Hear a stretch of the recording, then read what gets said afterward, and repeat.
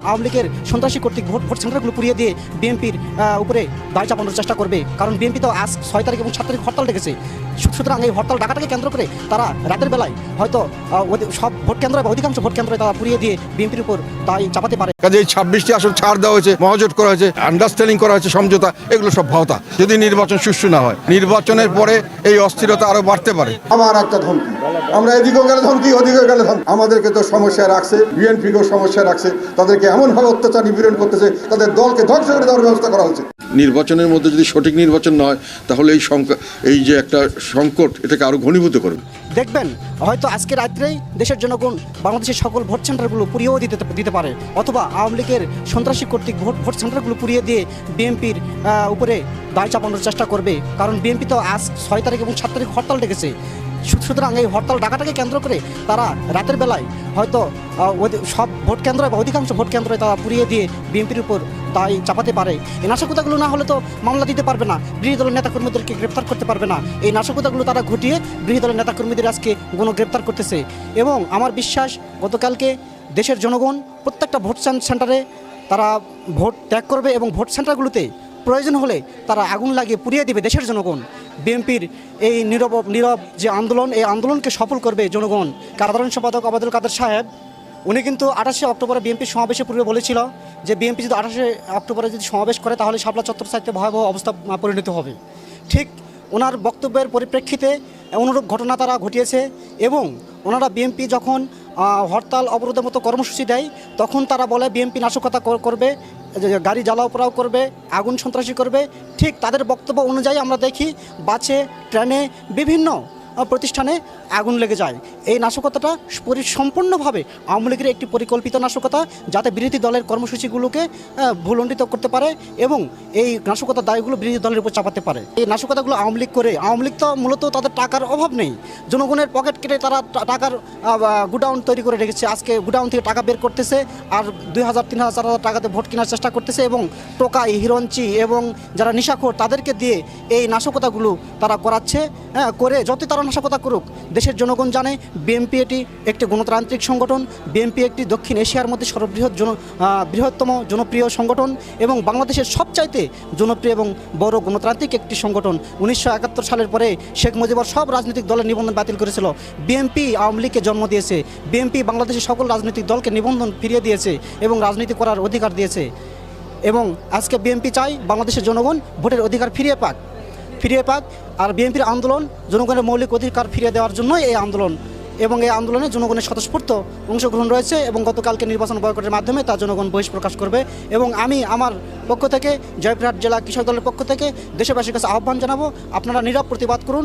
আগামীকাল 7 তারিখ বাসায় ঘুম পারবেন, বাচ্চা ফ্যামিলিদের পরিবারের সদস্যদেরকে সময় দিবেন, এটাই আপনি নীরব প্রতিবাদ। যদি আমরা ভোট কেন্দ্রে না যাই, ভোট না দেই, তাহলে এই সরকার পরাজিত হবে। আগামী 2-3 মাসের মধ্যে আবার পুনরায় নির্বাচন দিতে বাধ্য হবে। ধন্যবাদ আপনাকে। প্রিয় দেশবাসী, আপনাদের কাছে আমার কিছু প্রশ্ন, কিছু জিজ্ঞাসা। আপনারা কি বিডিআর পিলখানার সেনা হত্যাযজ্ঞের প্রকৃত বিচার চান? আপনারা কি আপনাদেরই ভাই বোন স্বজনদের গুম, খুন, অপহরণের বিচার চান? আপনারা কি শাপলা চত্বরের গণহত্যার বিচার চান?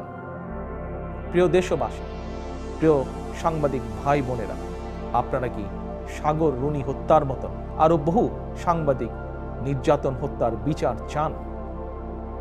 আপনারা কি বাংলাদেশ ব্যাংকের ফরেন রিজার্ভ ফান্ডের লোপাট হওয়া টাকা দেশে ফেরত আনতে চান?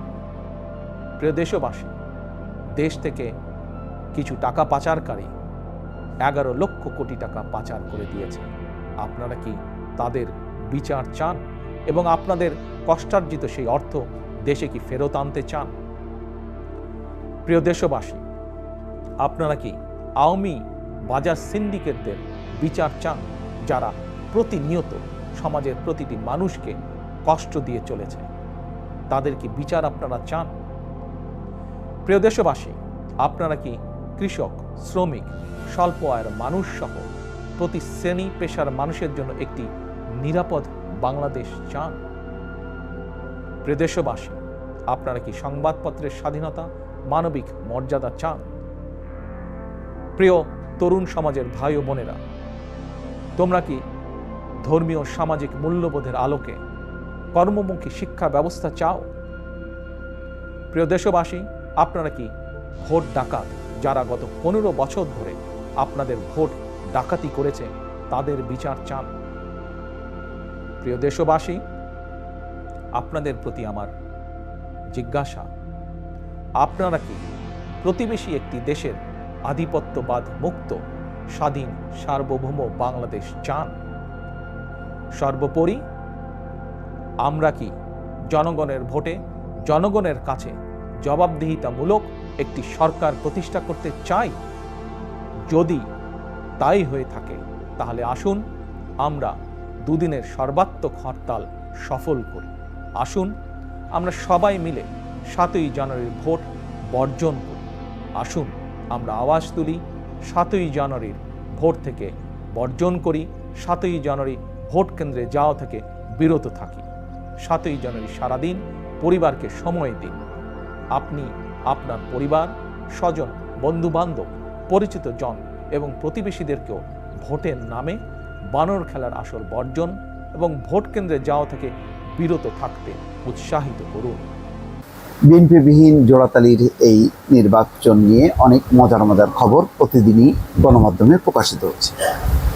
আজকের পত্রিকা লিখছে, ভাগের অর্ধেক আসন হারাতে পারে জাপান, অর্থাৎ জাতীয় পার্টি ভাগের অর্ধেক, তার মানে তাদের 26টি যে বরাদ্দ দিয়েছিল আওয়ামী লীগ, সেখান থেকে অর্ধেকই নাই হতে পারে। খুবই ইন্টারেস্টিং খবর, এবং এই কারণেই দেখবেন যে পুরো ভোটের মাঠে জাতীয় পার্টি কিন্তু চুপসে গেছে এবং বহু প্রার্থী প্রায় 15-20 জন ইতিমধ্যে তারা মানে নির্বাচন বর্জনের ঘোষণা দিয়েছে। স্বয়ং জাতীয় পার্টির চেয়ারম্যান বলছেন যে মানে নির্বাচন থাকবেন কিনা এটি এখনো বলা যাচ্ছে না, অর্থাৎ তিনিও একটা ইঙ্গিত দিয়ে রেখেছেন। তো খবরে বলা হচ্ছে, দ্বাদশ জাতীয় সংসদ নির্বাচনে আওয়ামী লীগের ছাড় দেওয়া 26 আসনের বেশিরভাগই বেকায়দায় জাতীয় পার্টির প্রার্থীরা। এগুলোর মধ্যে কমপক্ষে 13টিতে ছায়া ফেলেছে পরাজয়ের শঙ্কা, 7টিতে জয় নিশ্চিত নয়। মূলত স্বতন্ত্র হিসেবে মাঠে থাকা আওয়ামী লীগের নেতারাই তাদের পথের কাঁটা। এই পথের কাঁটা অবশ্য দূর করার জন্য চেষ্টা চালা হচ্ছে, কিন্তু সেটা কতখানি সফল হবে সেটা বলা যাচ্ছে না। জাপাকে ছাড় দেওয়া 26 আসনের আওয়ামী লীগের মনোনীত প্রার্থীরা মনোনয়নপত্র প্রত্যাহারের শেষ দিনে প্রার্থিতা প্রত্যাহার করেন। মাঠে থেকে যান দলের মনোনয়ন প্রত্যাশী স্বতন্ত্র প্রার্থীরা। এদিকে জাতীয় পার্টি মনোনীত আরও 3 প্রার্থী গতকাল বুধবার নির্বাচন থেকে সরে দাঁড়ানোর ঘোষণা দিয়েছে। সূত্র বলছে, ছাড় পাওয়া 26টি আসনের মধ্যে জাপা কেবল 6টিতে জয়ের ব্যাপারে চিন্তামুক্ত, মানে মাত্র 6টা, আর 20টা আসনই সংকটের মধ্যে আছে। 6টা হচ্ছে চিন্তামুক্ত। নির্ভর এই 6 প্রার্থী হলেন দলের চেয়ারম্যান GM কাদের, রংপুর 3, হাফিজউদ্দিন আহমেদ, ঠাকুরগাঁও 3, KM মুস্তাফিজুর রহমান, কুড়িগ্রাম 1, দলের কো চেয়ারম্যান রুহুল আমিন হাওলাদার, পটুয়াখালী 1, সেলিম ওসমান, নারায়ণগঞ্জ 5 এবং আনিসুল ইসলাম মাহমুদ, চট্টগ্রাম 5। চট্টগ্রাম 5 আসনে আওয়ামী লীগের 2 নেতা স্বতন্ত্র প্রার্থী হলেও তেমন প্রভাব ফেলতে পারবেন না। আচ্ছা, সূত্র বলছে, জাপার চেয়ারম্যানের জয় নিশ্চিত হলেও মহাসচিব মুজিবুল হক চূর্ণ পড়েছেন চ্যালেঞ্জে।